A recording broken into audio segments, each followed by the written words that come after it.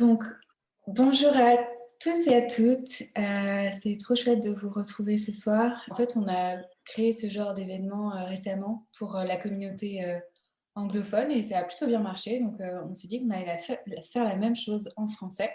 Déjà, pour vous faire un petit récap, le contenu qui vous est présenté ce soir, en tout cas le programme, il vous est proposé par le collectif Zero Waste Design Online, donc, qui est composé de 4 personnes. Et donc, moi, je suis une des cofondatrices de ce collectif. Alors, évidemment, je suis la seule à parler français, donc c'est pour ça aussi que je suis la seule à animer cet événement ce soir.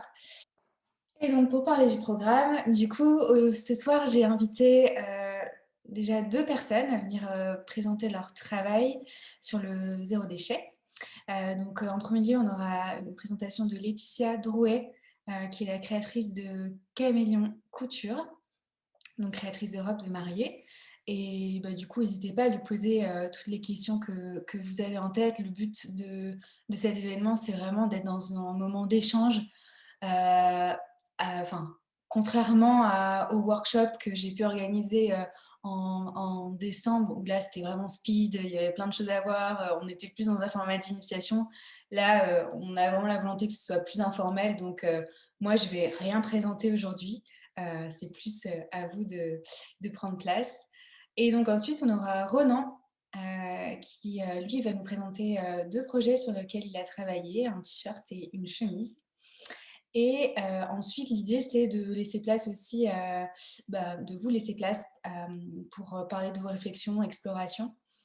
Et on a notamment Lucie qui nous partagera ce sur quoi elle est en train de travailler.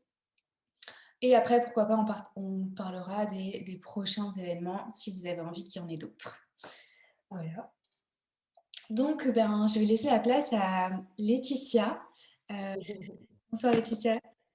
Bonsoir. Pour me présenter, je suis Laetitia, j'ai 38 ans. Ça fait 10 ans que je fais des robes de mariée. J'ai fait mes études quand j'étais toute jeune dans la couture. Donc, j'ai un bac pro artisanat et métier d'art et un BEP et CAP métier de la mode. Le zéro déchet, pour moi, ça a commencé en 2015. Plutôt dans ma vie personnelle, dans un premier temps, j'ai lu le livre de Bea Johnson et du coup, moi, quand je fais les choses, c'est radical. Du jour au lendemain, tout est passé zéro déchet à la maison, quoi. Donc, je me suis dit, c'est complètement ridicule de faire ça à la maison et de ne pas le faire dans ma vie professionnelle, quoi. L'atelier est aussi passé en mode éco-responsable en 2015. Donc, au début, ça a été vraiment très progressif, hein. C'était vraiment des petites choses. Par exemple, la consommation d'énergie, faire attention à bien trier les déchets. Enfin, c'était vraiment des petites choses, quoi. Et puis, au fur et à mesure, j'ai rajouté des choses. Faire attention à la provenance de mes tissus, la composition de mes tissus. Et puis là, depuis 1 an, l'optimisation de mes patrons. Et là, j'ai créé une collection l'année dernière, qui est vraiment 100% éco-responsable. J'ai utilisé pas mal comme tissu le tencel. Bon, je ne sais pas si vous connaissez, vous pourrez regarder. Je trouve que c'est le tissu le plus éco-responsable qui existe, qui est adapté pour la robe de mariée, quoi, en tout cas. Il a un super tombé, enfin, c'est mon chouchou, quoi. Et optimiser aussi mes patrons, notamment la robe Zoé, où là, j'ai vraiment créé une robe où j'avais quasiment pas de chute. L'objectif, c'était 0 chute, mais bon, j'avoue, j'y suis pas complètement arrivée. Donc, il y a quelques petites chutes. Alors là, je suis pas à l'atelier, je suis à la maison avec le couvre-feu. Mais les chutes, ça représente un petit bocal. Alors là, vous le voyez sur la photo. J'ai que ça de chute. Là, vous pourrez voir après, je vous ai fait un petit croquis de placement de patron. Cette robe-là, c'est la robe la plus zéro déchet de la collection. Mais pour mes autres robes, je suis partie sur... alors, toutes mes jupes sont coupées de façon zéro déchet. J'ai réussi à mettre mon patron au point, donc ça, je suis super contente. Donc, toutes les jupes sont en zéro déchet. Par contre, pour les hauts, en fait, je trie toutes mes chutes parce que moi, je fais que du sur-mesure, donc je fais que de la pièce unique. Donc, toutes les clientes ne veulent pas forcément du zéro déchet, hein. Il y a des clientes qui, voilà, s'en fichent. Donc, pour ces robes-là, moi, je trie toutes mes chutes, je les classe par taille. Et puis, j'ai toute ma collection, là, tous les hauts de robes, je les ai coupés à partir de ces chutes-là. Donc, voilà. Donc, pour la robe Zoé, donc, je ne sais pas si vous voyez bien mon petit croquis là. Donc, la jupe, c'est une jupe à plis. Donc, je suis partie de 2 rectangles. Et puis, ensuite, pour le haut de la robe, donc, je suis partie sur 2 triangles. Donc, moi, il faut savoir que je ne fais pas d'ourlet. Je couds toutes mes robes en fourreau. Donc, je couds tout par l'intérieur. Donc, j'ai fait 4 triangles en fait. Et ces 4 triangles-là, ça me permet de faire le haut pour la poitrine en fait. Et puis j'ai fait des pinces et donc les petites taches noires que vous voyez, c'est les chutes en fait que j'ai pas réussi à, à supprimer. Notamment, on voit que du coup, les petites chutes, ça correspond peut-être au niveau des bretelles, là où tu assembles avec la dentelle. Non, alors en fait, les petites chutes, c'est au niveau de la taille. C'est j'ai fait des plis en fait au niveau de la taille et c'est le bout des plis en fait, parce que quand on fait un pli, bah forcément on a des chutes, Ouais, on n'est pas droit. Dans ma tête, ça allait être droit et en fait pas du tout. ouais. Donc c'est ça mes chutes. J'ai ça et puis le bas de l'ourlet de la doublure. Parce que pour la doublure, je suis pas partie sur des rectangles. Ok. Ça aurait été trop épais au niveau de la taille en fait. J'aurais beaucoup trop d'épaisseur, donc je suis partie sur des trapèzes. Donc là, le tissu, la doublure, là, vous voyez en bas, c'est en double, hein. C'est au pli. Donc du coup, je suis avec 2 trapèzes. Et donc, j'ai des petites bandes noires en bas là qu'on voit. Donc ça, c'est l'ourlet, parce que sinon, je me serais retrouvée avec des pointes sur les coutures de côté en bas. Voilà, donc après, bah, j'ai fait des poches pour utiliser un peu les chutes. Et puis, j'ai fait une ceinture avec des plis creux, en fait. Donc, la ceinture, on pourrait croire comme ça en voyant la robe que c'est la continuité de la jupe. Mais en fait, non, c'est vraiment une bande qui est coupée à part. Ok. Voilà, voilà. Génial. Et du coup, cette idée de faire des poches sur la robe, que moi je trouve du coup absolument géniale, c'est venu de ta contrainte de vouloir faire du zéro déchet et d'imbriquer ta doublure, ou alors c'est déjà quelque chose que tu faisais sur tes robes Alors, c'est auparavant? déjà, ouais, c'est déjà quelque chose que je fais. Mais là, du coup, ça tombait très bien puisque j'avais des chutes et bah, je me suis dit, bah, c'est nickel, je vais les utiliser pour faire des poches. Et donc, les poches, elles sont dans les coutures de côté et elles tombent dans les plis. Donc, en fait, même des fois, les clientes, quand elles essayent la robe, mais elles sont où les poches, je les trouve pas, quoi. Elles sont vraiment super bien cachées. Donc, voilà. Très bien. Et du coup, est-ce qu'il y a des clientes qui viennent te voir spécialement parce elles ont entendu parler de ta démarche éco-responsable ou peut-être même zéro déchet? Elles se laissent surprendre ou alors, enfin, c'est quoi globalement les réactions de tes clientes par rapport à ta démarche? Alors, de plus en plus, c'est les clientes qui viennent pour ça. Ok. Ouais, vraiment. Là, depuis 2 ans, c'est toutes les clientes, elles viennent me voir, elles me disent, bah, j'ai vu votre démarche et je trouve ça génial, donc du coup, je veux travailler avec vous, quoi. Hmm. Et là, spécifiquement sur cette robe, les clientes que tu as eues, elles ont compris cette démarche de zéro déchet parce que c'est pas forcément évident. Enfin, moi, je me suis rendu compte sur les différents projets sur lesquels j'ai eu l'occasion de travailler. Les clients, ils savent pas forcément ce que c'est un patronage. Donc déjà, d'expliquer qu'un patronage Ouais. conventionnel, ça crée du déchet et que du coup, toi, tu essaies d'avoir une démarche différente. Elles le comprennent ou... Oui, oui, oui, oui, elles le comprennent, ouais. Moi, je leur explique bien à chaque fois la différence, en fait. Je leur explique que, voilà, en couture traditionnelle, il y a entre 15 et 40% de chute et que moi, mon objectif, tous les jours, c'est pas de chute, quoi. Hmm. Ou de réduire ce que j'ai déjà produit de chute, quoi. Alors, j'ai aussi eu, pour la petite anecdote, des gens qui m'appellent en me disant j'ai une vieille robe de mariée, vous voulez pas la récupérer pour faire une nouvelle robe? Ben non, du coup, non. Ok. Et du coup, dans cette phase de prototypage, Est-ce que tu te rappelles le nombre d'itérations que tu as dû faire, le nombre de protos que tu as dû faire avant d'arriver à cette version finale? Alors, celle-là, j'ai quasiment réussi du premier coup. J'ai juste fait, j'ai vraiment travaillé juste sur les triangles en fait, les 2 triangles là. Parce Mmh. que c'était ça le plus compliqué, de réussir à avoir bien la forme que je voulais. Parce que alors moi, je travaille pas du tout à l'ordinateur comme toi. Ouais, Je fais tout à la main et tout au moulage. Donc, mon ordinateur, c'est ma tête, quoi. OK, d'accord. Ouais, Donc il faut que je réfléchisse, à comment ça va tomber, enfin voilà, c'est pour ça que je me suis retrouvée avec ces petits déchets en bas des plis parce que, bah, finalement, dans ma tête, ils n'existaient pas ces plis, enfin ouais, ces déchets. OK. Et du coup, C'est donc tu fais toujours, donc tu parles de moulage, donc tu as un mannequin sur lequel tu viens draper, oui, OK. Donc tu pars, toujours d'une taille de base, de mannequin, ouais, je travaille sur un 38 standard. OK. Ouais. Alors là, après, pour celle-ci, si je veux la passer dans une autre taille, c'est hyper facile parce que je change la profondeur de mes plis. C'est des plis creux.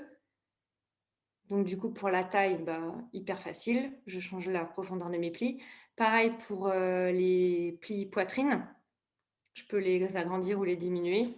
J'ai fait des pinces, en fait, parce que je voulais pas me retrouver avec un triangle en 2 parties. La partie, qui correspond au devant et puis la partie qui correspond au petit bout du dos, là. Mmh. Je voulais que ce soit un seul morceau, donc du coup, j'ai fait une pince. Cette pince, c'est ma couture côté, en fait.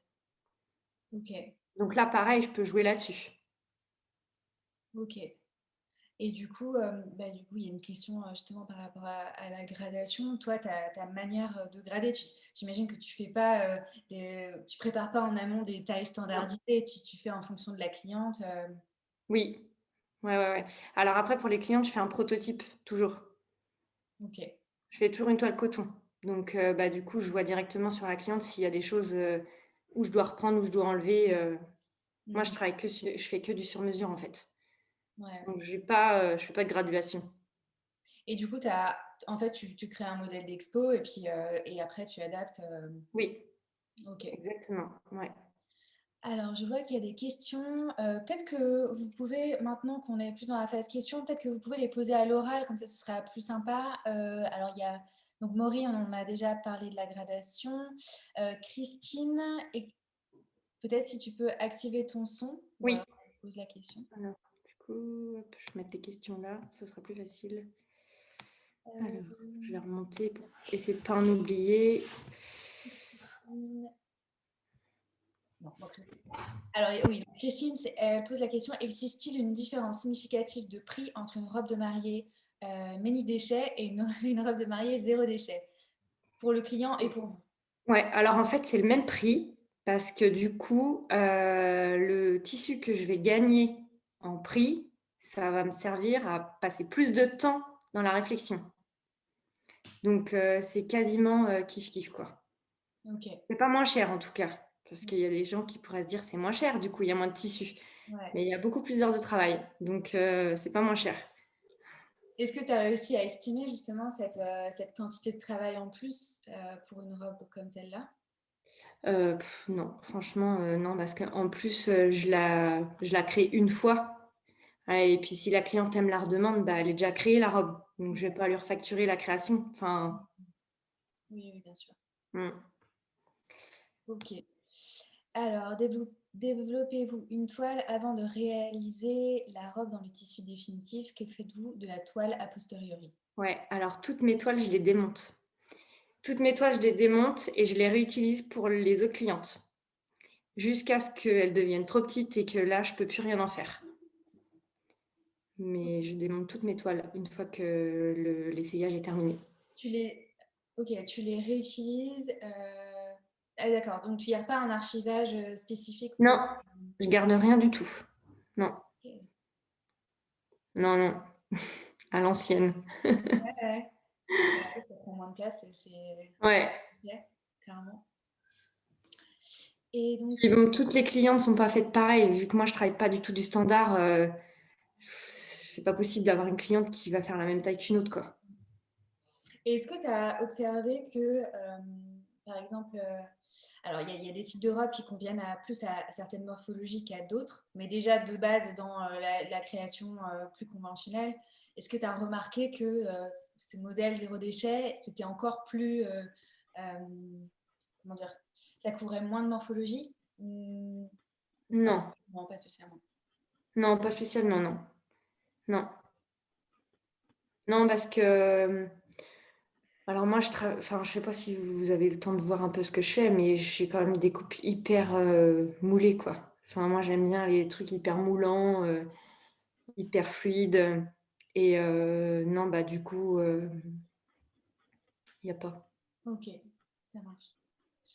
Du Moi, coup, j'ai une question. Ah, pardon. ouais, vas-y, vas-y, vas-y. Bonjour Laetitia. Bonjour. Euh, Moi, j'ai une question. Est-ce qu'il arrive que des clientes viennent te voir en te demandant une création zéro déchet que tu n'as pas dans ton catalogue? Donc, une création unique zéro waste. Ouais, ça m'est pas arrivé encore. Pas Parce que encore? je pense que ça fait pas assez longtemps que je communique sur ce procédé-là. D'accord. Mais j'espère que ça arrivera parce que c'est un challenge, quoi. Bah, ce serait chouette. Ouais. Alors, j'ai une cliente l'année dernière pour qui j'avais déjà dessiné la robe et qui, du coup, avait vu la collection entre-temps. Et elle me dit, ah bah, du coup, j'aimerais bien qu'on réfléchisse à comment optimiser ma robe, quoi.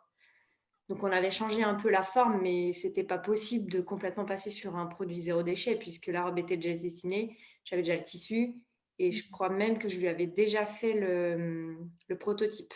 Mais après, de toute façon, moi, quasiment toutes mes jupes, je les coupe de façon zéro déchet.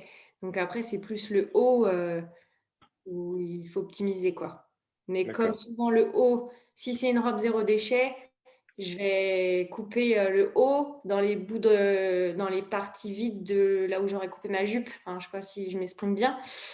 Mais si je peux pas faire comme là, vous voyez sur le patronage de la doublure, Ouais. bah, je peux couper des morceaux de haut à la place de là où j'aurais coupé les poches, en fait. J'aurais forcément des chutes parce que je Mhm. ne peux pas faire des formes comme ça pour un haut. Mais donc, c'est soit je fais comme ça, donc j'ai des petits morceaux, ou alors aussi, ça m'arrive des fois d'avoir les deux trapèzes qui sont complètement imbriqués, où j'ai pas de morceaux qui me restent, quoi. Je sais pas D'accord. si vous comprenez ce que je dis. Ouais, ouais, ouais. Et du coup, donc là, en fait, enfin, pour ce modèle-là, tu es parti de la laise de ton tissu, donc tu disais Oui. que tu as utilisé du tencel.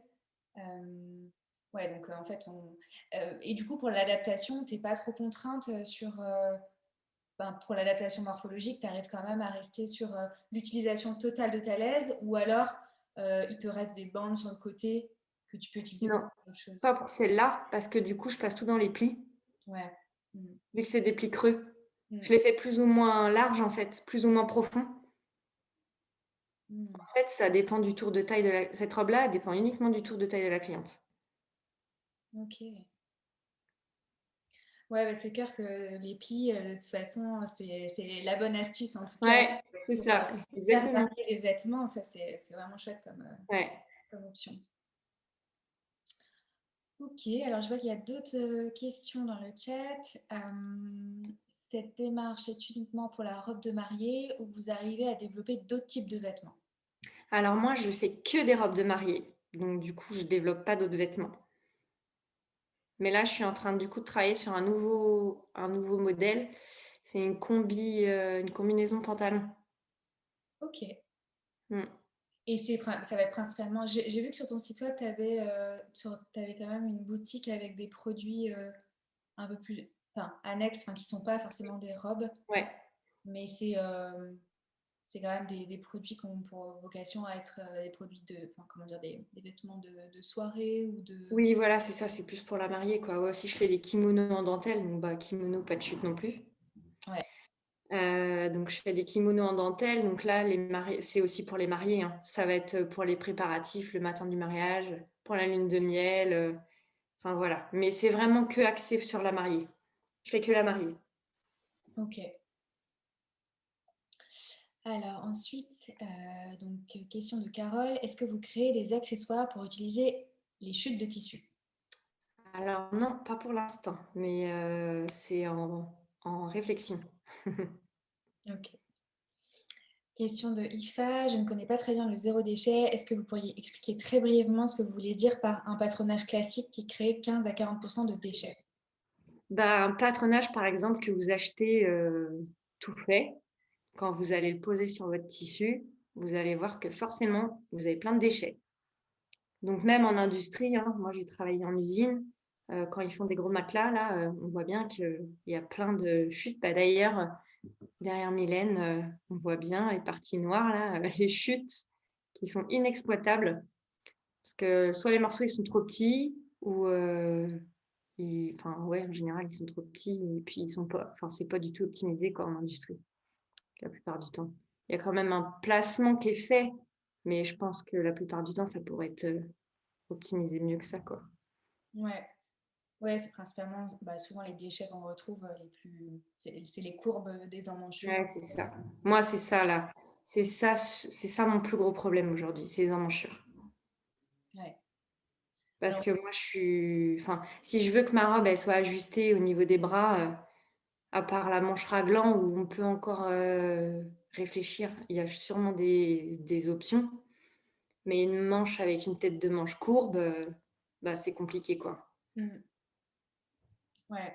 Ouais, sans manches, c'est vrai qu'il y a des options maintenant où ça se voit beaucoup, des emmanchures un peu plus rectangulaires avec des petits côtés, etc. Et ça reste très, très sympa. Mais c'est vrai quand il y a une manche montée dessus, Ouais, c'est ça. c'est compliqué.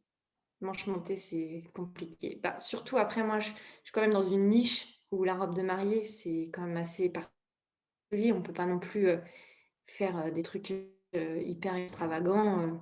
Il n'y aurait pas beaucoup de clients pour acheter ça. Donc, après, moi, c'est pas mon choix en tout cas. Je veux pas, en fait, quand on voit les robes que je fais, je veux pas qu'on se dise c'est une robe zéro déchet, quoi. Ouais, ok. Même si potentiellement ça peut t'apporter une nouvelle forme Ouais, de créativité, volontairement tu veux pas que ça se voit. ouais. Ouais, parce que je veux quand même garder mon identité, en fait. Oui, bien sûr. Donc après, il y a des très beaux patrons zéro déchet, hein, avec des belles coupes bien moulantes et tout, mais il y a quand même des choses assez larges dans l'ensemble. Parce que c'est la solution de Ouais, simplicité au début, en tout cas quand on débute, ouais, voilà, c'est ça. c'est Mm. facile d'aller vers ça. Et après, petit à petit, on complexifie, quoi. Après, moi, j'en suis qu'au tout début finalement du patronage zéro déchet, donc j'imagine que je vais progresser, j'espère. Tu avais testé d'autres choses avant ou c'est vraiment un Non, premier test et... Ouais, non. c'est chouette enfin, du coup, c'est devenu un vrai produit parce que souvent on fait des tests. Enfin, moi, je l'ai vécu, hein, j'ai fait plein de tests qui ne sont jamais sortis. Enfin, je les ai jamais montrés à personne. Ouais.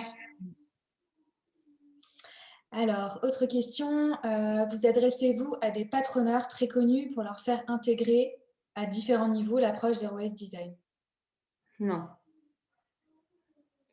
non, non. Moi, je Alors, suis un tout petit atelier hein, à côté de Nantes et du coup, je suis dans mon petit coin là.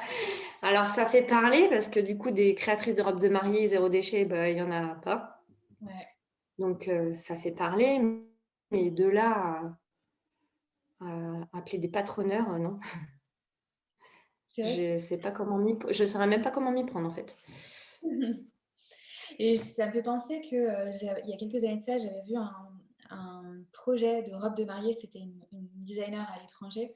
Elle venait des États-Unis. En fait, le concept du zéro déchet, tel qu'elle appelait, donc à la fois son patronage c'était zéro déchet, et en plus de ça, elle réfléchissait en amont à la modularité, c'est-à-dire comment cette robe pouvait être réutilisée par la suite Oui. dans la vie de tous les jours. Oui. Alors moi, j'ai quelques modèles où ça va être un haut et une jupe, par exemple. Voilà, c'est top parce que le haut, après, il peut être porté, quoi. Avec un jean, avec un petit pantalon sympa ou une jupe en jean, ou autre chose, quoi. Ça, c'est le top, quoi. Ouais. Parce que j'ai quand même pas mal de clientes aussi. Enfin, les clientes qui viennent me voir, elles sont quand même dans une démarche éco-responsable de déjà faire une robe de mariée. Parce qu'il y a eu cette réflexion-là aussi. une robe de mariée qui sert qu'une fois, bon, voilà quoi, c'est déjà pas très éco-responsable. Ouais. Mais sinon, j'arrêtais mon métier, quoi. Donc, je voulais pas. Mmh. Je me suis dit, bah, justement, je vais peut-être profiter de ça pour expliquer à des gens que ça existe le zéro déchet. Ouais.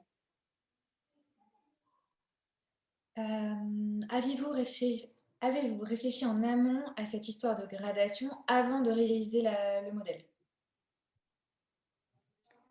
Non. Non, non, non. Parce que du coup, j'ai fait cette robe-là en taille 38 et puis j'ai pas réfléchi à non, mais c'était logique qu'avec les plis, ça allait être modulable.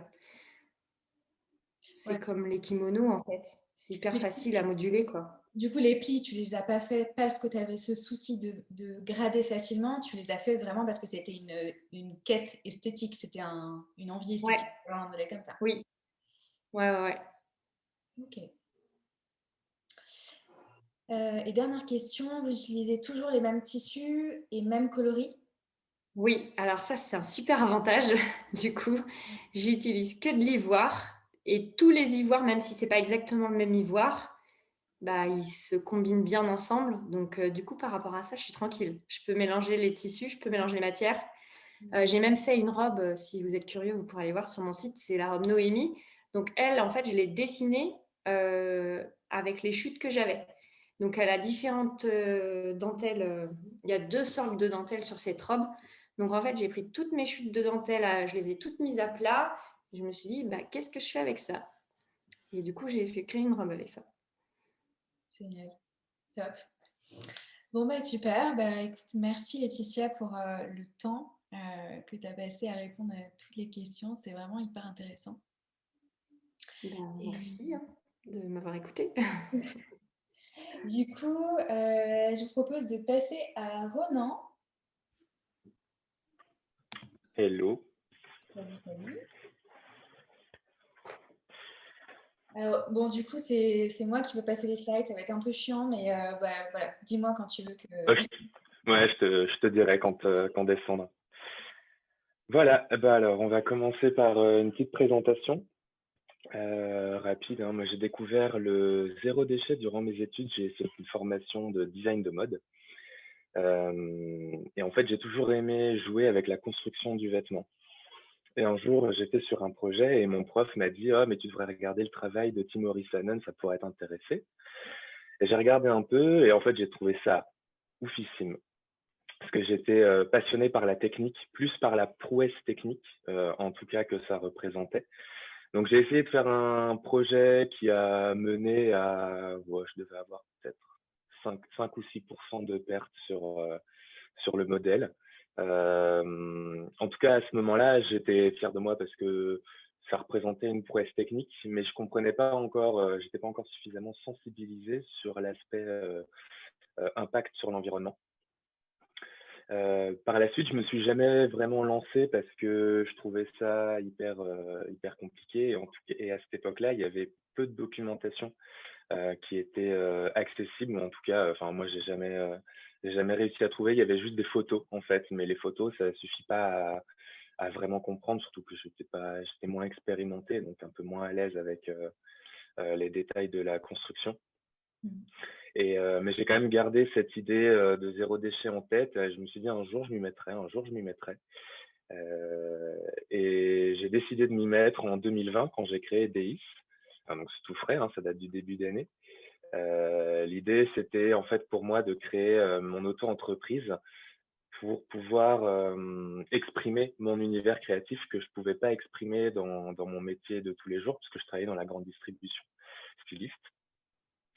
Et il fallait en fait que, pour commencer ce projet-là, que je trouve un produit à vendre, mais je voulais pas faire n'importe quoi. Tu peux passer la slide, s'il te plaît? Yes. Donc je me suis dit, je vais commencer par me poser les bonnes questions sur ce vêtement.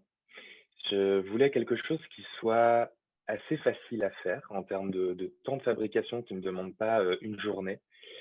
Je voulais que ce soit unisexe parce que dans cette entreprise-là, j'avais aussi envie de commencer à travailler sur comment dire, les lignes du genre. J'avais envie de commencer enfin, à jouer un peu avec ça. Donc, je voulais quelque chose d'unisexe qui puisse facilement se décliner en couleurs, qui peut véhiculer des messages. Alors, ça peut être des imprimés, des broderies, des choses comme ça. Quelque chose qui soit facile à porter et qui doit comporter une dimension éco-responsable. Donc, j'ai cherché. Je me suis dit, bah, un t-shirt, c'est l'idéal parce que c'est quelque chose qui est, entre guillemets, hyper facile à faire, entre guillemets.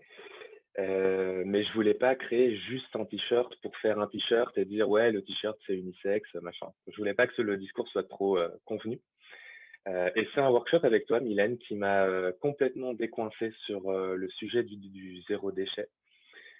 Déjà, j'ai trouvé ça hyper amusant, la façon dont tu as amené le truc. Enfin, c'était hyper ludique. J'ai trouvé ça vraiment amusant et je suis complètement sorti de cette idée de quelque chose de compliqué. C'est compliqué, mais c'est hyper amusant. Et en fait, ce workshop-là m'a fait comprendre que le zéro déchet, c'était déjà la réponse environnementale que je cherchais. Au-delà de chercher un coton bio ou un coton recyclé ou des choses comme ça. Et donc, pour que ce t-shirt soit unique, il fallait qu'il soit zéro déchet.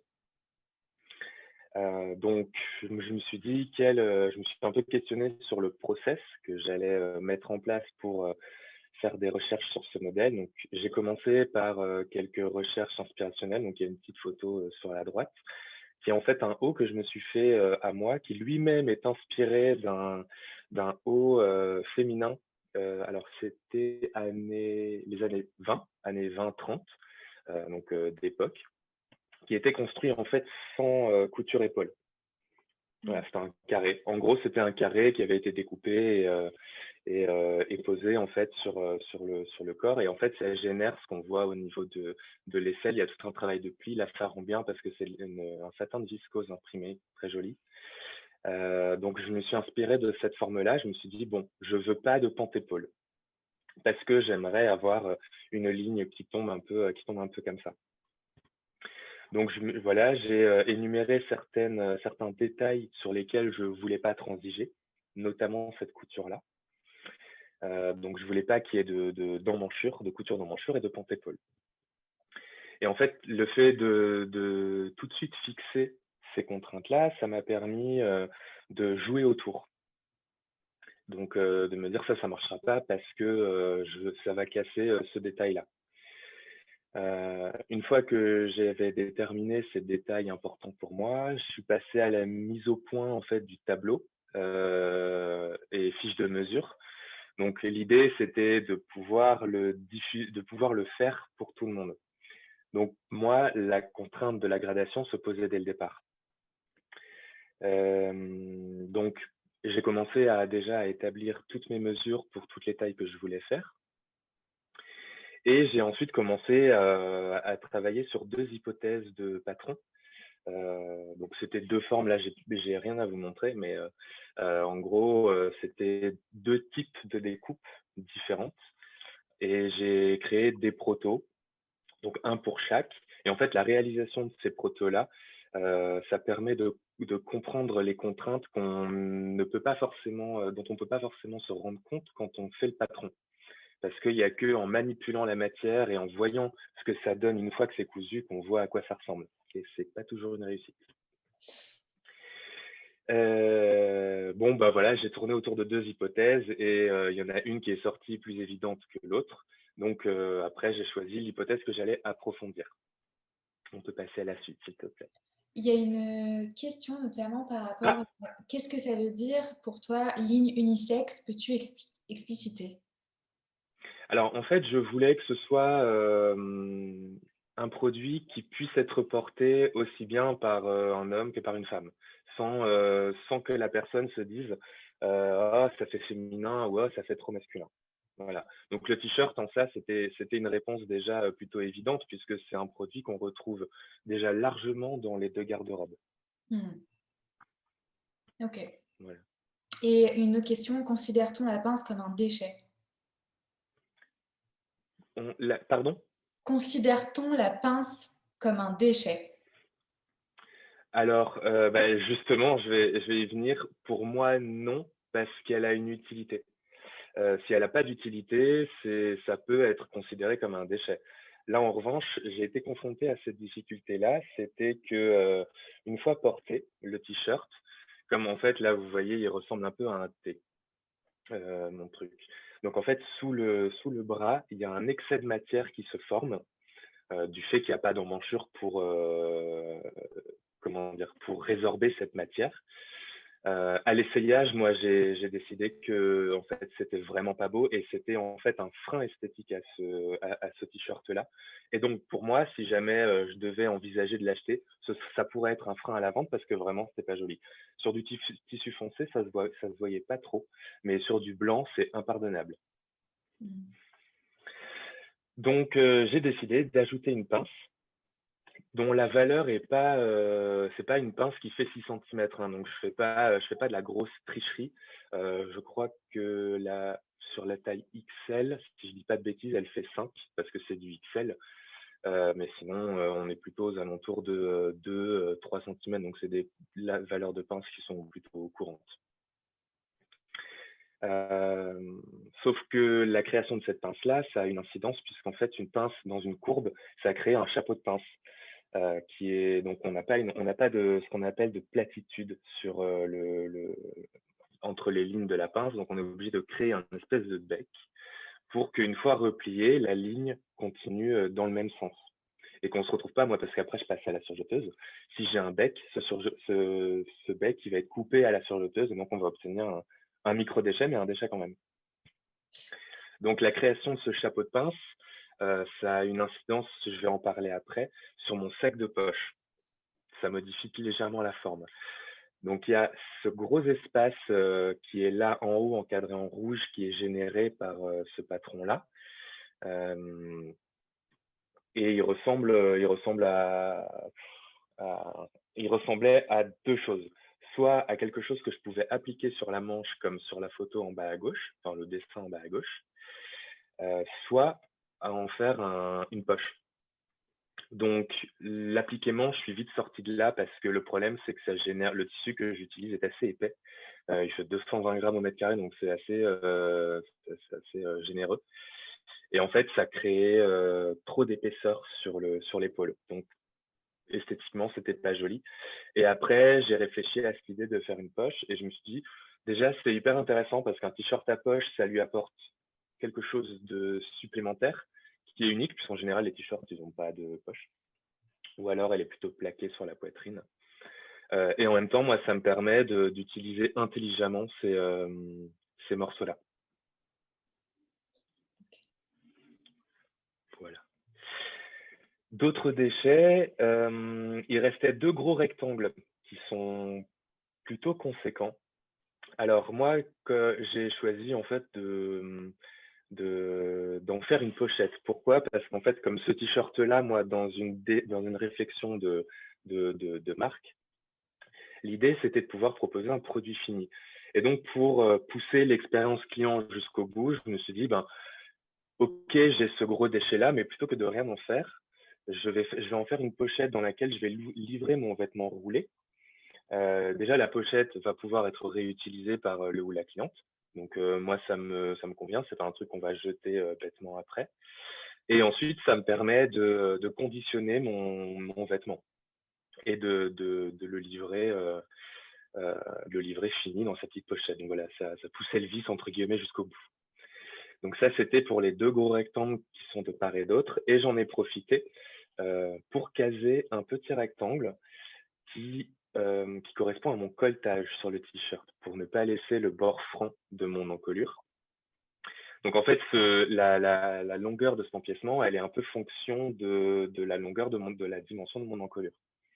Donc ça changeait aussi la longueur de mon sac de poche, plus la taille de ma pochette. Puisque j'ai préféré m'adapter à l'encolure et faire la pochette plutôt en fonction. Voilà, donc je l'ai volontairement taillée un peu plus petite que l'encolure parce qu'en fait, comme c'est du jersey et pas du bord-côte, je voulais qu'elle conserve un rôle tenseur au niveau de l'encolure pour que ça se maintienne au fur et à mesure des lavages. Sinon, ça frise, quoi. Ouais, Le fait de le faire c'est en ça. droite. Ouais. Et en fait, déjà, ça frise. Et ensuite, quand tu le couds et que tu le poses sur soit sur ton cou, soit sur ton mannequin, le colletage, il reste droit. Alors que le fait de le faire un peu plus petit, il est tendu et il vient se plaquer Mm. au niveau du cou, il vient bien se plaquer sur cette ligne-là. Mm. Et donc, il y a une question, que devient l'espace de l'encolure? Peut-être tu l'abordes après. Alors, c'est vrai que je ne l'ai pas abordé, mais c'est une très bonne question. Deux options. Moi, j'en ai choisi une, encore une fois, comme je propose un produit fini pour être vendu.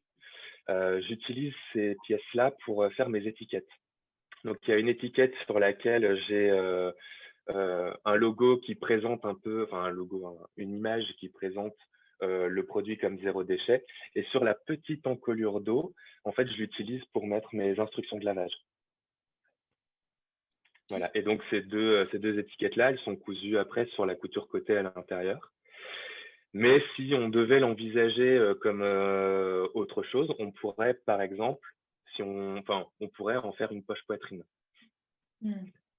Voilà. Donc là, après, sur la chemise, j'ai une illustration puisque c'est ce que je suis en train de tester sur la chemise, d'en faire une poche poitrine. Donc il y aura une image, ce sera peut-être un peu plus clair. Et donc la gradation, l'objectif c'était que ça puisse être porté par des hommes et des femmes. Donc comment j'ai travaillé? Ma réflexion, ça a été de me dire, je vais partir d'un M masculin. Pourquoi? Pour la simple et bonne raison que dans les standards, le corps masculin est un peu plus épais que le corps féminin en termes de mesure. Donc j'ai dû accepter le fait que sur une femme, ça fasse plus oversize que sur un mec. Donc pour le côté masculin, je suis parti du M pour monter jusqu'au XL. Le XL qui est le plus fort du XL, donc on est presque un XXL. Et après, pour aller plus vers des mesures qui sont féminines et qui quittent vraiment le tableau de mesure standard masculin, je suis descendu jusqu'au XS et XXS, qui sont plus proches du S et du M standard pour femmes. Donc le XXS, c'est vraiment quelque chose, pour l'homme, ça va être compliqué de rentrer dedans, quoi. Dans une conformation moyenne. Alors, il y a quelqu'un qui pose la question, quel logiciel as-tu utilisé pour travailler tes patronages, ta gradation? Alors, je travaille avec Claude 3D. Voilà, donc j'ai découvert ce logiciel il y a quelques mois, hein. Donc en plus je fais la prise en main en même temps. Donc c'est assez long parce que je maîtrise pas vraiment bien l'outil, mais en même temps c'est génial et euh, comment dire, c'est assez intuitif Mm. comme logiciel. C'est pas toujours facile. Et après moi comme j'étais dans la grande distribution, je travaillais beaucoup sur Illustrator. Qui est un logiciel de dessin. Et en fait, la façon de penser le logiciel est assez similaire. Donc, je retrouve des outils plus ou moins similaires entre les deux logiciels. Donc, c'est plus facile pour moi de comprendre. Mais il y a beaucoup de choses, beaucoup de fonctionnalités que j'utilise pas encore parce que je vais pas assez loin dans l'exploitation du logiciel. Notamment sur les vues 3D. Moi, je m'en sers surtout pour faire des vues brouillons parce que mon ordinateur est largement pas assez puissant pour faire des belles simus 3D. Alors, du coup, je me permets de redire le nom du logiciel parce qu'il y a une question, c'est Clo 3D. Je le marque dans le chat. Alors, donc il y a une personne qui demande, il y a donc deux tailles d'indiquer sur le t-shirt. Euh, Combien de tailles non. Ah non, non, en fait, je vais du XXS jusqu'au XL. Donc XXS, XS, S, M, L, XL. J'en ai 6 en fait. Je fais 6 tailles. Donc j'ai 6 patrons différents. Est-ce que tu peux brièvement expliquer comment fonctionnent tes évolutions, tu vois, tes grandes pièces par rapport à tes petites pièces, les priorités que tu as définies? C'est-à-dire? Ben, tu vois, tout est une question de priorité souvent dans la gradation et le placement zéro déchet. C'est-à-dire que là où tu vas avoir des grosses évolutions, ben, a priori, de ce que je vois, c'est que tu es venu placer des pièces complémentaires. Par exemple, les poches, si elles subissent une gradation, c'est moins important que Enfin, si elles sont impactées par la gradation de la pièce qui est à côté, c'est moins important. Donc en fait, tu as quand même Ah oui, tu as tes grosses pièces qui sont prioritaires et tu les ouais, grades. Et du coup, bah, si ça vient impacter la grandeur ou la largeur de ta poche, c'est pas grave, de ce que je oui. comprends. En fait, effectivement, au niveau de la poche, les deux tailles qui sont entre guillemets les moins avantagées, c'est le XS et le XXS. Parce que tout se réduit beaucoup et la poche, elle est gradée avec. Donc, en fait, elle perd un peu en largeur. Donc, ton dernier iPhone qui ressemble à une tablette, il rentre pas dedans. Mm. Voilà. Donc ça, il y a juste ça en fait qui est bon. Après la poche en soi, la main passe, ça c'est pas un problème. Après mettre des gros objets, bon, a priori on mettrait pas des gros objets dans des poches de t-shirt. Mm. Euh, mais voilà, donc ça c'est les pièces qui sont le plus impactées et encore plus au niveau de la forme, encore une fois du chapeau de pince, qui vient en fait modifier un peu et entraver finalement la dimension de ma poche Mm. puisqu'elle est elle est plus marquée sur le XL puisque la pince est plus forte et elle est un peu plus plate, elle est presque un peu plus plate sur les petites tailles. Autre question, tu te débrouilles avec des tutos trouvés sur le web ou autre méthode? Donc là, c'est en relation avec le logiciel, j'ai l'impression. Euh, alors, je fais beaucoup d'abord, moi, j'aime beaucoup explorer par moi-même. Donc, j'ai effectivement regardé des petits tutos de base et après, je teste. Je teste et quand je rencontre des problèmes, bah, je vais voir un autre tuto pour régler ce problème-là et puis en fait, j'avance comme ça.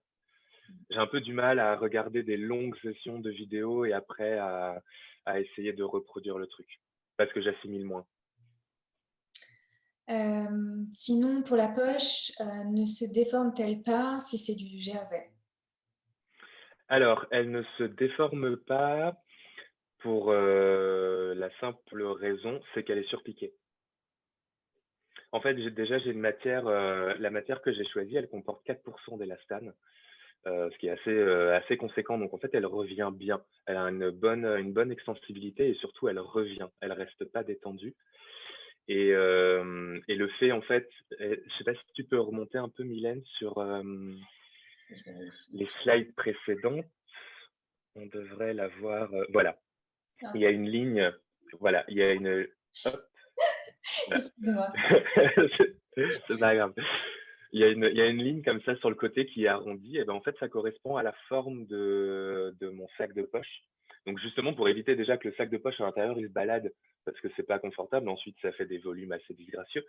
J'ai choisi de la surpiquer. Donc en plus, ça assure la stabilité dimensionnelle de la matière. Ok. Bon, je crois qu'on peut passer à la chemise. Et la chemise. Donc la chemise là, c'est un peu plus brouillon parce que je m'y suis mis il y a juste quelques semaines, mais il y a quand même quelque chose qui est sorti.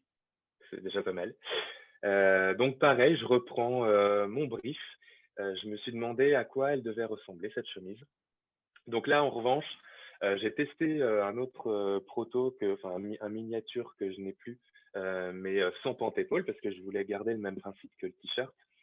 Donc je suis tombé sur un truc qui a fait que j'avais un angle droit là au niveau de l'emmanchure et en fait c'était horrible.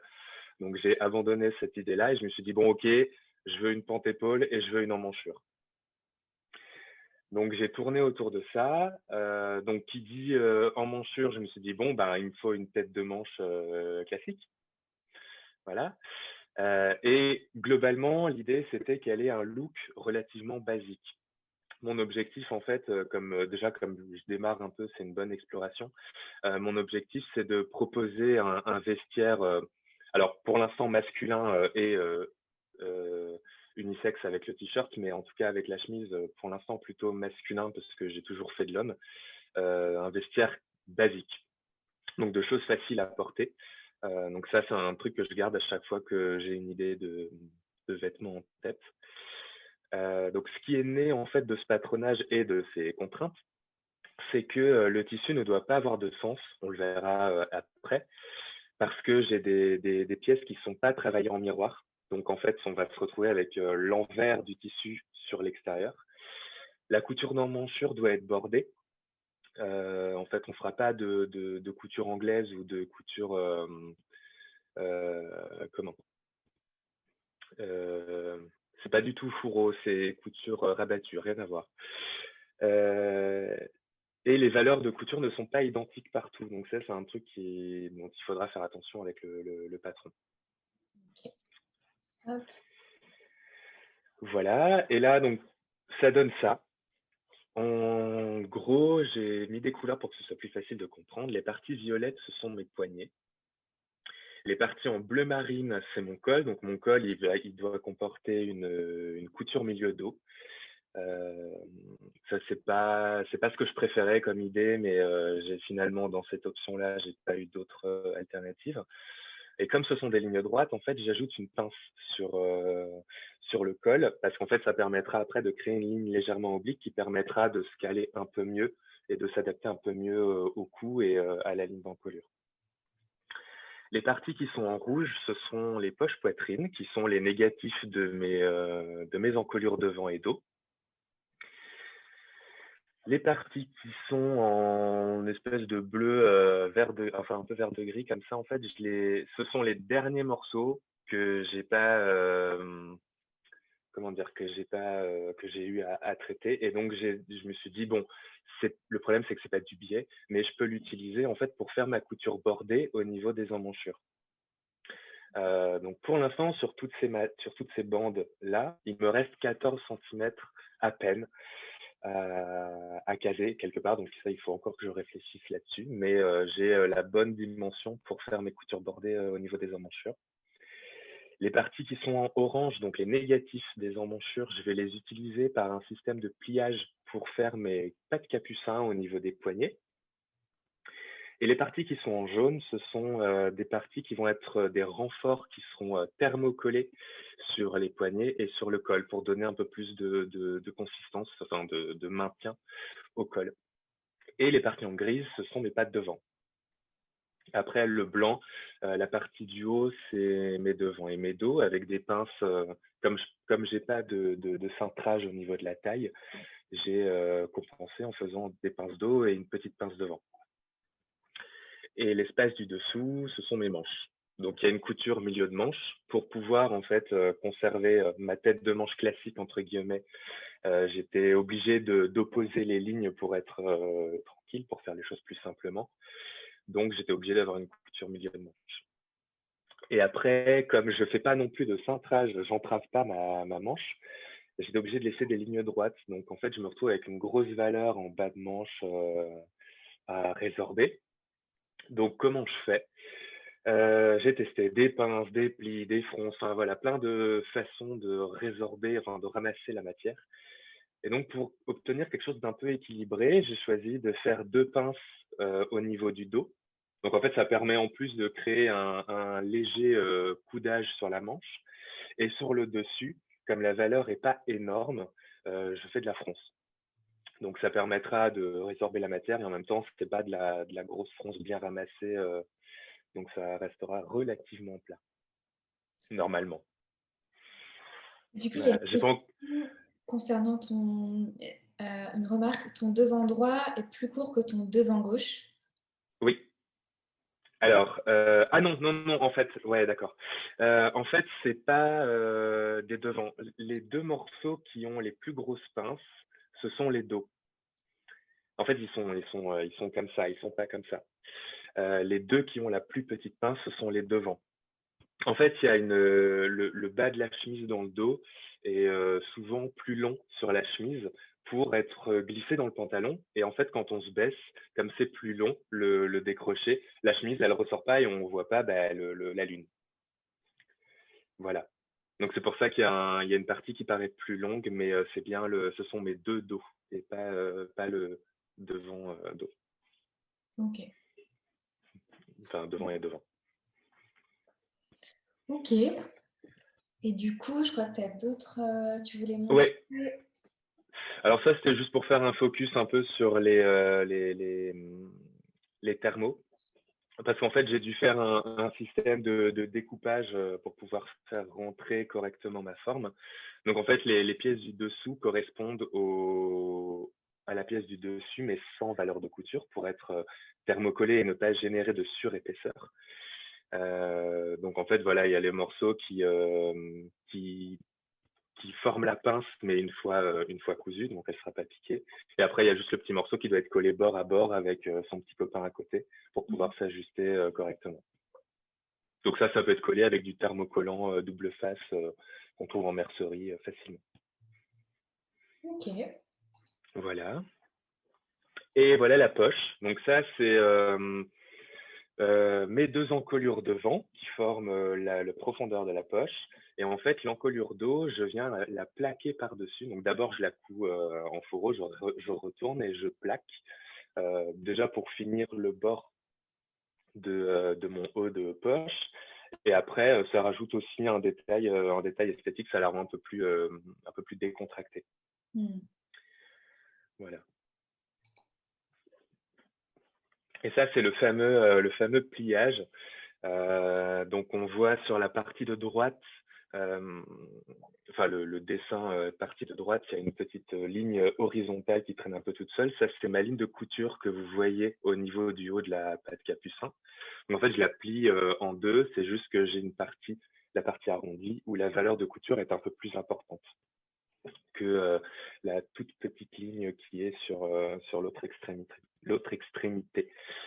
Et en fait, le fait d'avoir pas mal, entre guillemets, pas mal de matière, parce qu'il n'y en a pas beaucoup, mais ça permet de pouvoir choisir la forme qu'on veut donner à cette patte capucin. Donc, soit à droite, une forme carrée, soit une forme pointue, comme on le voit aussi souvent, soit d'autres façons de plier pour terminer la patte.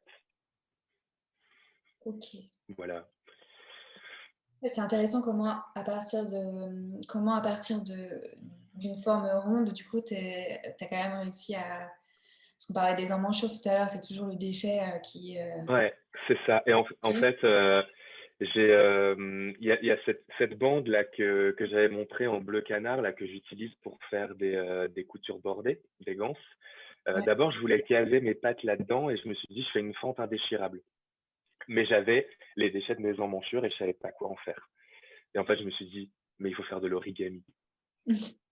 Mais oui. En fait, voilà. Donc j'ai pris mes petits déchets dans mes petits négatifs d'emmanchures, je les ai pliés dans tous les sens et j'ai réussi à obtenir ça. Génial. Voilà. Alors, il y a une question. Avez-vous pensé au fait d'utiliser des motifs sur votre chemise? Et si oui, comment jouer avec? Alors, j'y ai pensé. J'y ai pensé et en fait, ben là, malheureusement, enfin, en tout cas pour l'instant, on est obligé de suivre le sens du patron. Donc moi, je me suis dit bêtement, si je prends une rayure, je vais avoir ma rayure verticale ou horizontale, hein, selon la façon dont on place le patron. Une rayure verticale sur mon corps, mais je vais aussi l'avoir verticale sur les manches.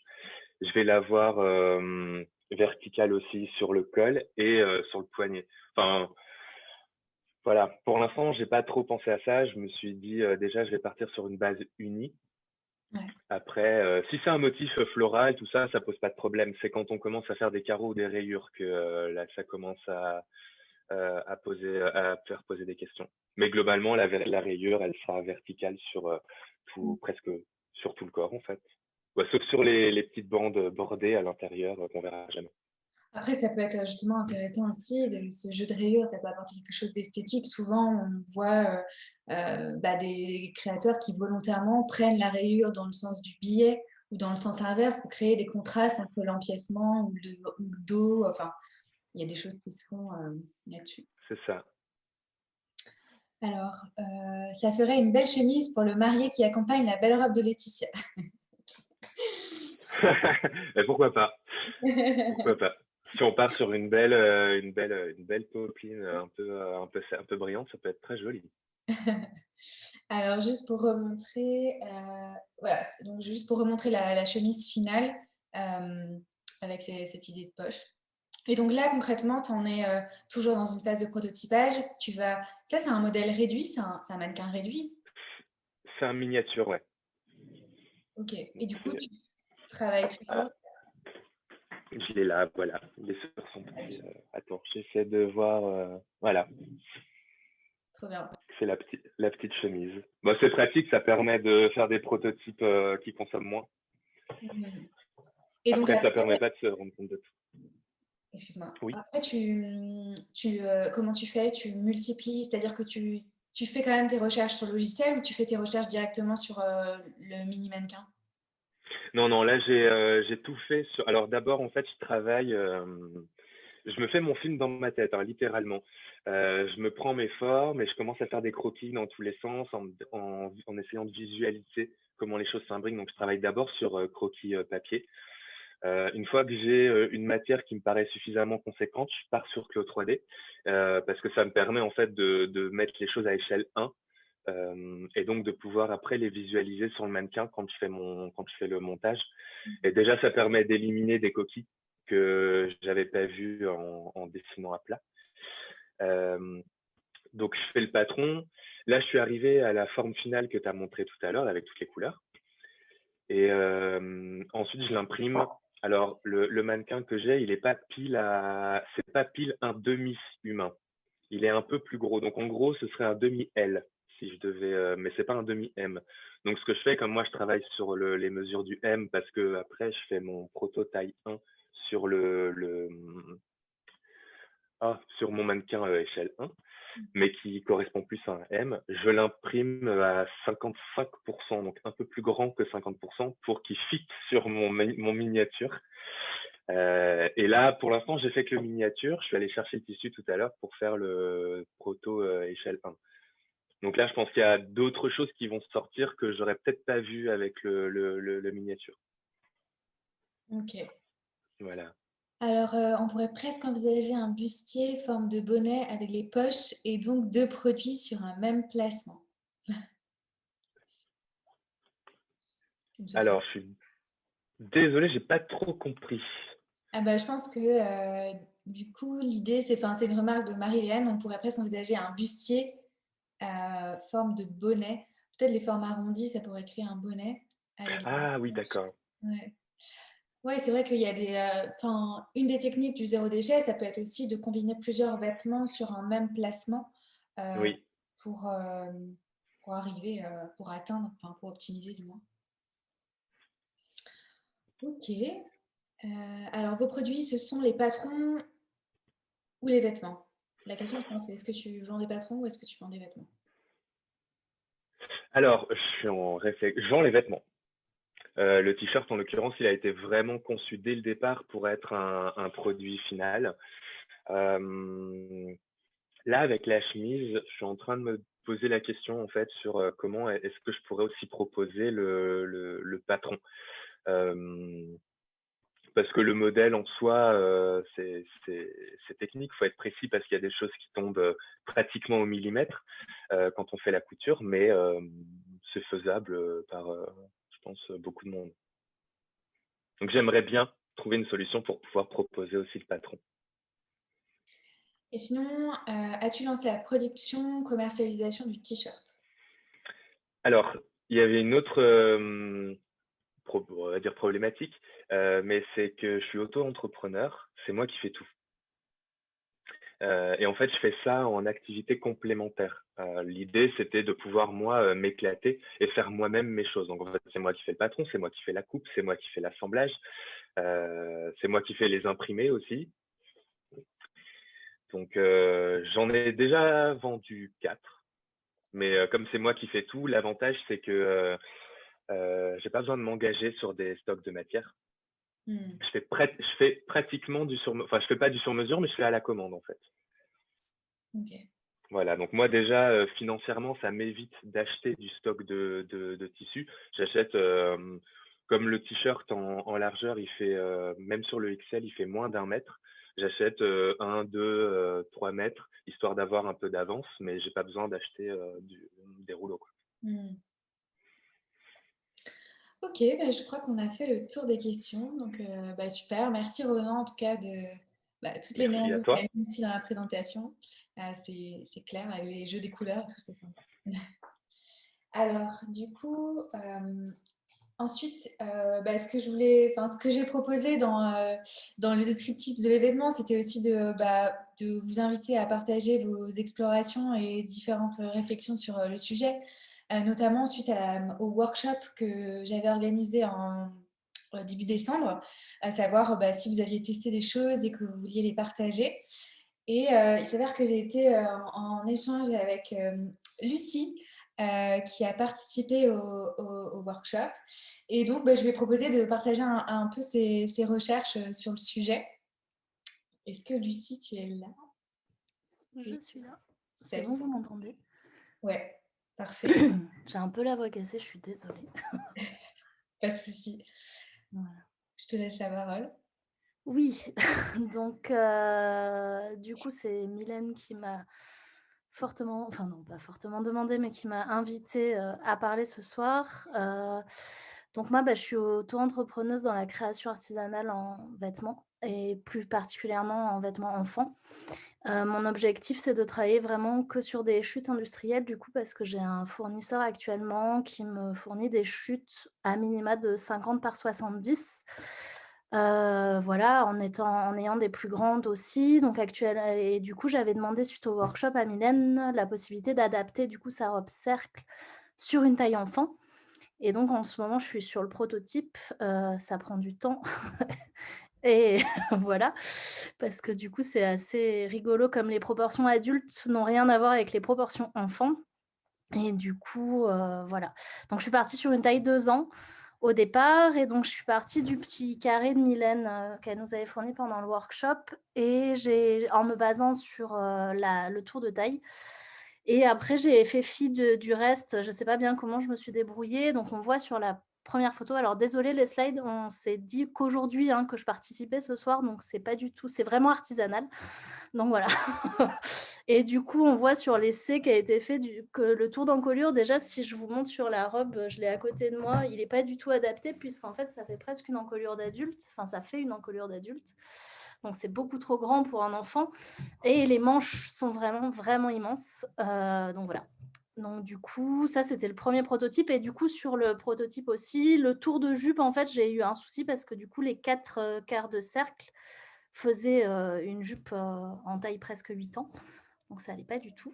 Donc j'ai repris tout de zéro avec le petit enfin déjà le patron que j'avais fait et du coup mon patron de base en taille 2 ans pour tout recalculer. Donc je crois que c'est la slide sur après. Ouais. Et donc du coup voilà, j'ai envoyé cette photo à Mylène une fois que j'ai eu terminé et on voit en fait sur ce premier prototype qu'il y a vraiment 3 chutes qui sont quasiment inexploitables. Parce que du coup, en raccourcissant la manche, le haut se déplace sur le côté.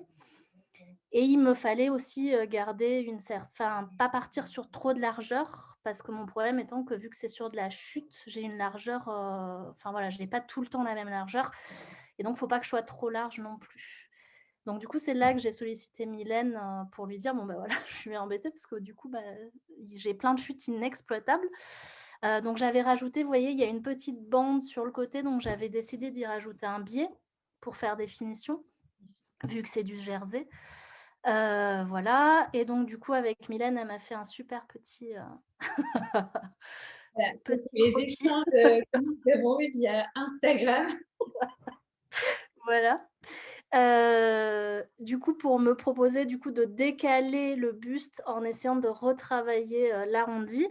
Donc, c'est ce que j'ai fait. Donc là, moi, je travaille pas, enfin, j'ai un logiciel pour créer des patrons, mais là, j'ai travaillé avec mes petites mains et mes papiers et j'ai fait du découpage-collage. Donc, c'est vraiment artisanal. Si on zoome sur le papier, on voit plein de feuilles différentes et plein de bouts de scotch. Bref, c'est du travail un peu artisanal. Donc, du coup, j'ai réussi à décaler et ça rentre encore dans ma largeur minimale de chute. Et donc, sur la slide d'après, on voit le dernier prototype. Alors, je suis désolée, voilà, vous voyez, il y a encore des bouts. C'est vraiment du découpage-collage pour ne pas utiliser trop de papier. Et donc, en découpant, j'ai réussi à avoir 2 chutes beaucoup plus exploitables et j'ai retravaillé en fait l'arrondi de la manche qui sera du coup un peu plus large. Enfin, le buste sera un chouïa plus large que... Voilà. Donc en fait, tu as adapté, finalement, ta priorité, c'était la forme courbe de ta jupe. à Voilà. laquelle tu es venu adapter la forme de ton corps, pas l'inverse. Voilà. Et- Et du coup, j'ai dû supprimer le biais. Pardon, il y a quelqu'un qui a parlé. Non, non, vas-y, pardon, j'avais mis. Du coup, j'ai supprimé le biais parce que par contre, pour le coup, ça venait un peu trop et il était plus dans le bon sens du tissu. Donc, je perdais toute l'élasticité du jersey puisqu'il n'est pas élastique vraiment pareil dans les deux sens. Et donc, du coup, sinon, ça allait venir rigidifier le vêtement. Et c'était pas ce que je cherchais. Voilà.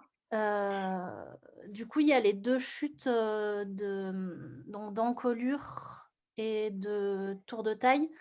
Enfin, je sais pas comment expliquer là, les petits quarts de cercle qui restent. Voilà. C'est sur celle-ci dont tu parles? Non, sur toutes, désolée, hein, moi j'ai pas beaucoup fait ça dans ma vie. Du coup, non, du coup, je me suis dit que sur le tour de taille, enfin le quart de cercle qui provient du tour de taille de la jupe, je sais pas si vous comprenez trop, j'ai réfléchi une parmenture en fait pour le col, du coup, parce que comme elle est beaucoup plus grande que l'autre, ça me permettait, donc c'est ce qu'on voit là, voilà. Voilà. Donc, ici, la chute, tac. Ouais, Et donc, tu en as voilà. découpé, alors on ne voit pas trop bien sur la photo. Ouais, comme c'est gris sur gris, Ici, on a une parmenture. voilà. Donc, Et du coup, comme c'est dans le biais, ça garde l'élasticité, ça vient pas perdre en élasticité. Voilà. Et après, du coup, je réfléchis encore voilà, aux 2 pièces qui restent. Je ne sais pas si la grande pièce qui reste, j'en fais quelque chose d'indépendant dans une autre taille, un petit bloomer, quelque chose pour enfants, enfin voilà. Ou si je l'utilise en poche parce qu'elle est aussi chouette, parce qu'elle est assez grande au niveau de la jupe pour l'utiliser comme un fond de poche. Et l'autre petite, peut-être un tour de poignet, voilà, quelque chose avec un... Voilà. donc là, on voit, c'est la pièce qui est superposée sur le poignet finalement, et c'est à peu près Ouais. la même largeur. Voilà. Et du coup, ce qui restait, et ce dont tu ne savais Voilà. pas encore quoi faire, 8 petits quarts de cercle. voilà, donc ces formes-là que vous trouvez sur la gauche. Mm. Alors du coup, moi sur la droite, j'ai mis juste des inspirations que j'avais partagées lors du workshop notamment, puisque je m'étais trouvée avec le même type de chute quand j'avais créé cette robe. Et donc, moi, mon option que j'avais choisie, après c'était pour de la femme, hein, à voir comment c'est adaptable à l'enfant, mais j'avais utilisé ces chutes-là notamment pour faire des genres des pattes de boutonnage pour les poignets, parce qu'en fait, ma manche était assez étroite. Donc, je me disais que pour l'ouverture, le passage du bras, c'était sympa d'avoir ce genre de pattes. Et j'en avais aussi utilisé pour les ouvertures des poches. Hein, c'était plutôt sur de l'esthétique. Et après, quand je suis dans ce cas-là, en général, ce que je fais, c'est que j'aime bien aller sur Pinterest et je regarde un peu tout ce qui existe en termes de forme, de poche, de détails stylistiques et du coup que je pourrais utiliser, pas de manière... Enfin, qui ait du sens en fait, soit avec le style, soit avec l'usage du vêtement. Et donc, je sais que sur certains projets, là c'était sur une robe, j'avais ces formes courtes, je les avais transformées en poignets. Ça peut aussi être voilà, des poches arrondies. Et aussi sur de l'enfant, un jour j'avais animé un workshop avec une école de mode et c'était exactement sur cette même thématique puisque c'était une robe cercle. Et en fait, elles avaient choisi d'utiliser, les élèves, elles avaient choisi d'utiliser ces morceaux un peu triangulaires arrondis pour faire un nœud papillon dans le dos de la robe. Et du coup, ça correspondait vraiment à l'esprit des enfants. Ça, c'est un détail auquel moi, j'aurais jamais pensé parce que je suis pas du tout dans cet univers-là. Mais voilà, je trouvais ça hyper intéressant comme piste. Je suis désolée pour le bruit, j'ai tous mes enfants qui viennent de se déplacer dans la pièce d'à côté. Pas de souci. Voilà. Alors, je regarde s'il y a des questions. Ouais, du coup, revenir sur le... Alors, si tu mixes tes jerseys et les couleurs, cette parmenture peut devenir un col. Notamment sur les couleurs. En fait, si je reviens à l'image initiale, mince, celle-ci, tu m'avais parlé que justement ta volonté c'était de faire un projet bicolore. Ouais, c'est ça. un bicolore et du coup, en négatif de l'autre, puisque du coup, j'aurais, en coupant 4 bleus, enfin là, pour prendre les couleurs qui sont là, en coupant 4 bleus et 4 jaunes, je peux avoir 3 jaunes et un bleu et 3 bleus et un jaune. Voilà. Donc du coup, c'est l'objectif de partir sur du bicolore pour rendre ça un peu plus fun, c'est pour les enfants. Bah ouais, on peut faire. Voilà. Bah, génial, en tout cas, merci d'avoir partagé tes petites recherches. J'espère que tu vas aller au bout des protos et qu'on aura l'occasion de voir le résultat fini, un de ces 4. Bah ouais, j'ai essayé désespérément de travailler pour la terminer, mais les enfants malades ont eu raison de la fin voilà. J'ai dû m'interrompre, mais voilà, j'avais objectif de le terminer ce soir, mais ça a été trop compliqué, mais en tout cas, on reste en lien de toute façon pour échanger. Ouais, pas de souci. J'essaierai de partager. Enfin, si tu m'envoies quelques photos, j'essaierai de partager sur les réseaux pour montrer à tous les participants. Ok. Du coup, voilà. Du coup, l'idée, c'était plus... bon, il est déjà 20h20, donc ça fait peut-être déjà un peu beaucoup pour certains, certaines. L'idée, c'était voilà, de savoir si vous aviez aussi envie de partager des expériences, des réflexions sur le sujet. N'hésitez pas à prendre la parole ou à écrire des choses dans le chat. En attendant, ce que je peux vous dire, c'est que du coup, moi, j'ai pris beaucoup de plaisir à organiser cet événement et j'ai l'impression que ça peut être utile à plein de personnes. Donc voilà, déjà, je voudrais savoir si vous souhaiteriez qu'il y ait d'autres éditions. Si oui, quel type d'informations vous aimeriez bien avoir dans ces rendez-vous de la communauté. D'ailleurs, si vous avez des suggestions de noms un peu plus fun que ce que j'ai proposé, j'ai clairement mis Community Call parce que c'est l'adaptation anglaise, mais si vous avez des suggestions, n'hésitez pas.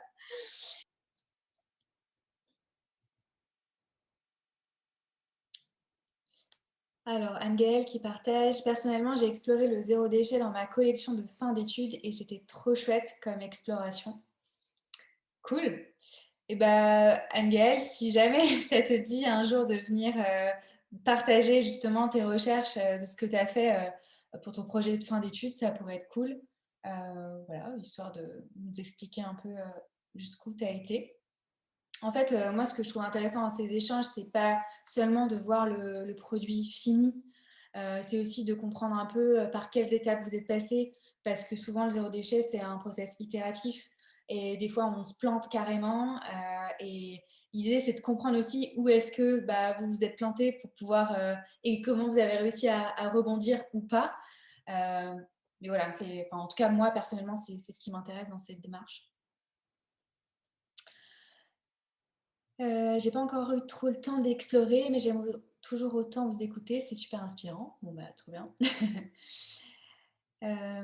Sinon, ça donne envie d'aller plus loin. Peut-être voir l'évolution des personnes qui ont présenté des choses aujourd'hui.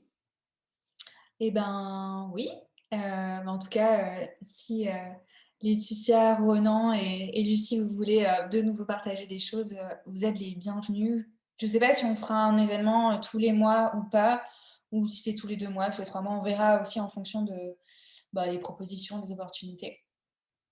Et donc sinon, Ellie qui dit « J'ai cousu le pantalon Acte de Mylène, super introduction au zéro déchet.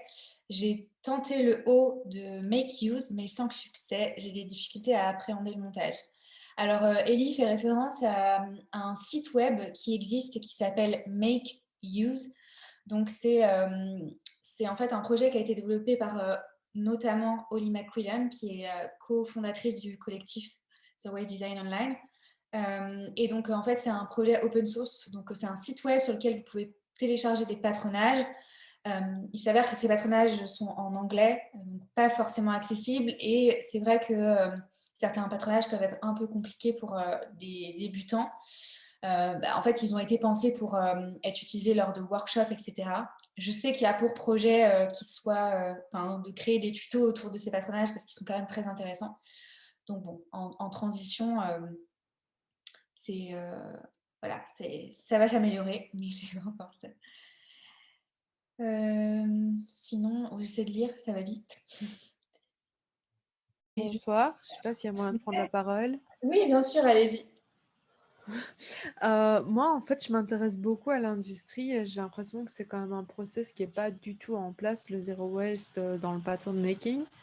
Et du coup, je me demandais s'il y avait peut-être des personnes de référence ou des connaissances qui auraient travaillé là-dedans et qui auraient plus de pistes sur des projets vraiment industriels et moins des petits projets ou de l'entrepreneuriat à petite échelle. Oui, tout à fait. Alors moi, je n'ai pas précisé cette fois-ci, mais mon activité principale, en fait, c'est justement de faire du consulting aux entreprises. Et c'est plutôt des gros groupes sur cette thématique. Donc en ce moment, je travaille avec Decathlon. Donc ça fait déjà plus d'1 an que je travaille avec eux, justement pour explorer comment on peut amener ces méthodologies de travail à une échelle industrielle où on produit des milliers de pièces.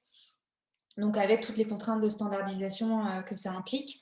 Donc j'ai fait 1 an d'études justement sur le sujet pour voir quels étaient les gains environnementaux et s'il y avait des gains, est-ce que ça venait pas, est-ce que ça coûtait pas plus cher finalement de faire du zero waste design. Alors on est parti globalement pour la faire courte, mais la conclusion c'est qu'on n'est pas on n'est pas arrivé à du zéro déchet parfaitement au niveau industriel. Parce que des fois, parvenir à du zéro déchet, ça implique d'ajouter des détails dont on n'aurait pas forcément eu besoin initialement si on avait si on avait designé un projet conventionnel. Donc l'idée, c'est pas de rajouter des détails pour rajouter des détails, c'est plutôt d'essayer par cette technique de venir réduire la consommation matière par produit. Et c'est en réduisant la consommation matière par produit qu'on va réduire l'impact environnemental des vêtements. Et il s'avère que du coup, si on réduit aussi la consommation de tissus, ça coûte moins cher. Donc globalement, toute l'étude que moi j'ai menée, elle a montré qu'à la fois qu'il y avait des gros bénéfices environnementaux et économiques à implémenter ça au niveau de l'industrie. Toutefois, il y a quand même des contraintes, notamment organisationnelles, sur tout ce qui est... même si on a une volonté de faire du zero waste design, aujourd'hui l'industrie est tellement segmentée. Le styliste va faire ça, le modéliste va faire ça, les optimisateurs de matière vont faire ça, et en fait il y a peu de collaboration entre les gens. Donc même s'il y a une volonté de certains groupes projets d'aller dans cette direction, les organisations en place font que ça freine. Voilà, sinon je bosse aussi avec Kiabi en ce moment, depuis déjà quelques mois, sur un projet qui devrait sortir bientôt. Donc voilà, en tout cas, personnellement, je suis de plus en plus contactée par les entreprises pour les accompagner sur ce sujet. Donc c'est lent. On trouve aujourd'hui encore peu de produits zéro déchet dans le marché, mais en tout cas, je peux vous dire que ça va dans le bon sens et que, en tout cas, j'ai bien l'intention de continuer à pousser le sujet. Mais je trouve ça aussi intéressant d'avoir des ponts entre le monde du do-it-yourself et le monde de l'industrie, parce que pour moi, les deux viennent s'alimenter. Et que le do-it-yourself, faire soi-même, c'est aussi une quête environnementale de vouloir être autonome sur tous ces sujets-là, si on ne veut pas subir ce que l'industrie nous propose en termes de produits.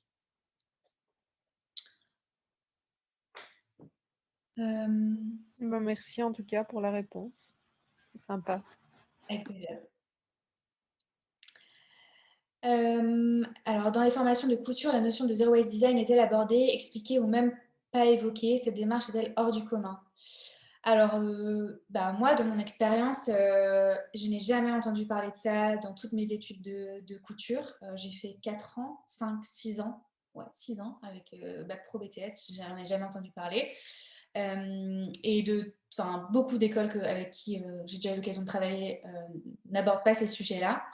En France, aujourd'hui, il n'y a aucune école qui enseigne cette méthodologie de travail, sauf peut-être au lycée de la mode de Cholet, où j'ai déjà eu l'occasion d'animer des workshops, mais sinon, c'est complètement ignoré.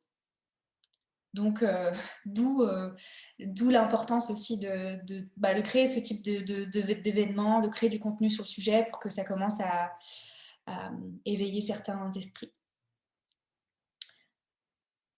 Et donc Liliane, je ne sais pas si je prononce correctement, mais de mon côté, j'ai commencé à explorer le livre de Liz Haywood, car plutôt amiable pour les débutants.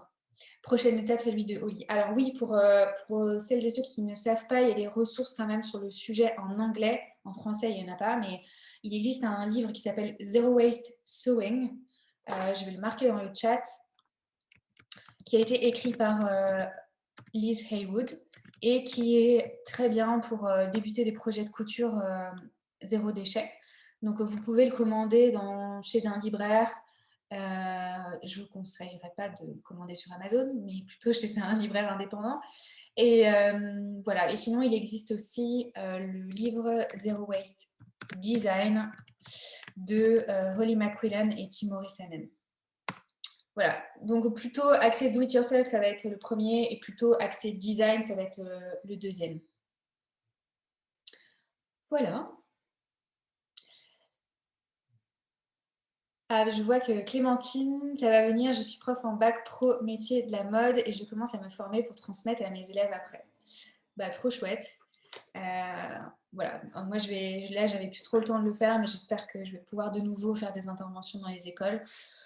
Voilà, donc ça bouge. Bah écoutez, je pense qu'on peut terminer là pour ce soir. Il est déjà 20h30. Bah écoutez, c'était vraiment chouette de vous avoir parmi nous ce soir. Et bah, n'hésitez pas à me faire des retours sur cet événement et à proposer d'autres choses pour la suite.